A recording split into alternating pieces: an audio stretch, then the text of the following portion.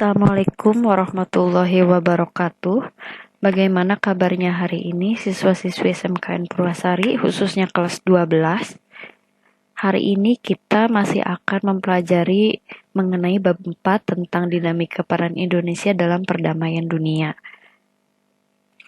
Selanjutnya kita akan melanjutkan materi yang sebelumnya sudah pernah dijelaskan di kelas, tetapi ada satu kelas yang belum mendapatkan materi ini sehingga harus diulas kembali. Bagian B, poin A, yaitu tentang persatuan dan kesatuan bangsa Indonesia dari masa ke masa. Persatuan dan Kesatuan Bangsa pada masa Revolusi Kemerdekaan, tanggal 18 Agustus 1945 sampai dengan 27 Desember 1949. Jadi pada masa ini bentuk negaranya itu kesatuan, bentuk pemerintahannya republik, sistem pemerintahan yang digunakannya yaitu sistem pemerintahan presidensial, di mana kepala pemerintahan itu sekaligus sebagai kepala negara juga, ya. Kemudian pegangannya masih sama yaitu Undang-Undang Dasar 1945. Di sini presiden dan wakil presiden untuk pertama kalinya dipilih oleh PPKI ya, Panitia Persiapan Kemerdekaan Indonesia. Kemudian dalam menjalankan tugasnya, karena belum dibentuknya MPR, DPR, serta DPA, maka presiden ini dibantu oleh Komite Nasional.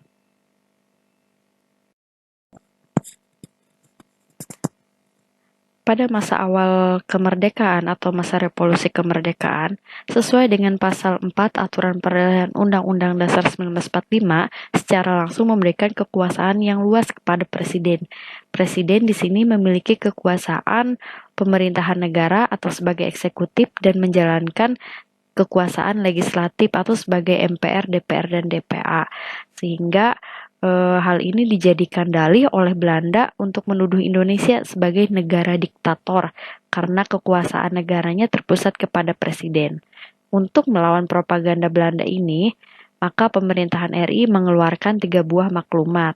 Yang pertama, maklumat Wakil Presiden nomor X tanggal 16 Oktober 1945 yang intinya tentang memberikan kekuasaan MPR dan DPR yang semula dipegang oleh Presiden kepada Komite Nasional Indonesia Pusat. Yang kedua, maklumat pemerintah tanggal 3 November 1945 tentang pembentukan partai politik. Dan yang ketiga, maklumat pemerintah tanggal 14 November 1945 tentang perubahan sistem pemerintahan presidensial menjadi pemerintahan parlementer.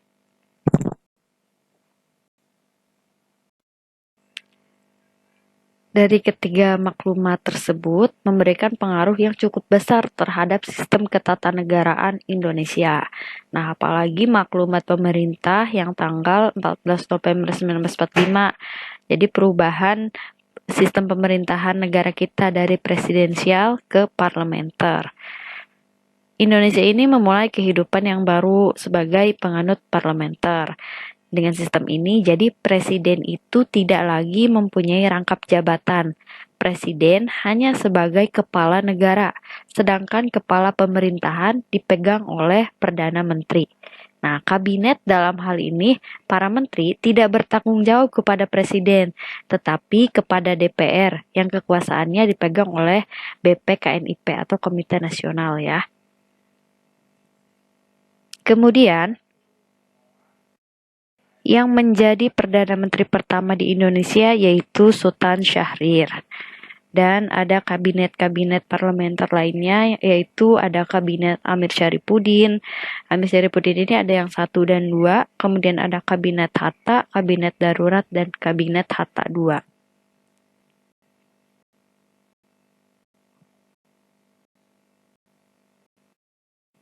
Selanjutnya, kondisi pemerintahan ini tidak stabil karena kabinet yang dibentuk ini tidak bertahan lama dan adanya gangguan dari kolonial Belanda yang ingin kembali menjajah Indonesia. Nah, pemberontakan tersebut menambah catatan kelam sejarah bangsa Indonesia. Selanjutnya akan dibahas mengenai pemberontakan atau gerakan separatis yang terjadi.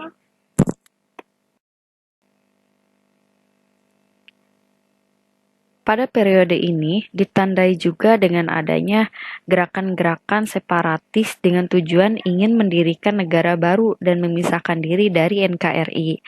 Yang akan dibahas yaitu dua gerakan atau pemberontakan. Yang pertama, pemberontakan Partai Komunis Indonesia atau PKI di Madiun pada tahun 1948 dan gerakan Darul Islam atau Tentara Islam Indonesia DITII di daerah Jawa Barat.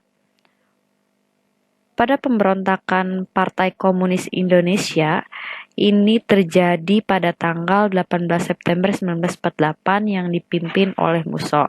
Tujuan pemberontakan PKI yaitu ingin mengganti dasar negara Pancasila menjadi komunis, serta ingin mendirikan Soviet Republik Indonesia.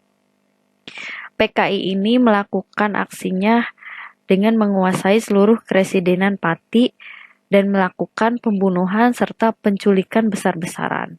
Tetapi pada tanggal 30 September 1948, pemberontakan PKI di Madiun ini berhasil ditumpas oleh TNI dibantu oleh rakyat.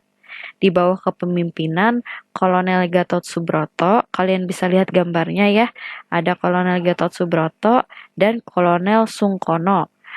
Mereka mengerahkan kekuatan TNI dan polisi untuk melakukan pengejaran dan pembersihan di daerah-daerah sehingga Musso dan Amir Syarifuddin ini berhasil ditembak mati. Kemudian, gerakan Darul Islam atau Tentara Islam Indonesia DITII ini dipimpin oleh Sekar Maji Marijan atau SM Kartosuwiryo yang memiliki cita-cita memang untuk mendirikan negara Islam Indonesia. Dan Kartosuwiryo ini mewujudkannya melalui proklamasi yang dikumandangkan pada tanggal 7 Agustus 1949 di Desa Cisayong, Tasikmalaya, Jawa Barat. Untuk mengatasi pemberontakan yang dilakukan Kartosuwiryo ini, pasukan TNI dan rakyat menggunakan operasi pagar betis di Gunung Geber. Akhirnya, pada tanggal 4 Juni 1962, Kartosuwiryo berhasil ditangkap dan dijatuhi hukuman mati. Itulah gerakan-gerakan separatis yang terjadi di masa revolusi kemerdekaan. Nah, semoga kalian paham penjelasan kali ini. Apabila ada yang ditanyakan, silahkan kita diskusikan di dalam grup pembelajaran. Sekian yang bisa Ibu sampaikan mengenai materi hari ini. Kurang lebihnya Ibu meminta maaf. Dan semoga pandemi cepat berlalu agar kita dapat kembali melaksanakan tatap muka. Assalamualaikum warahmatullahi wabarakatuh.